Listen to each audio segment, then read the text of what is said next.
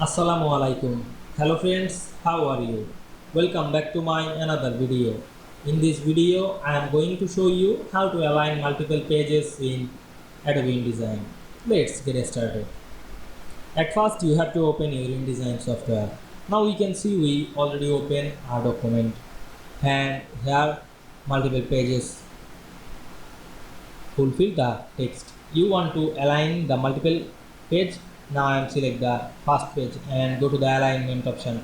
You can enable your alignment option, go to the window menu and we can see here many menu. Now I am go to the text and table option, select the character and enable the align. Now I am select the text box and go to the paragraph option, then choose the left align. You can align another page.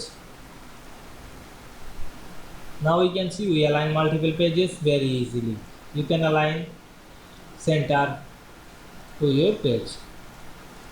Now we can see we align multiple pages in Adobe InDesign very easily. I hope you enjoyed my video. Please like, comment, share and subscribe my channel. Thanks for watching.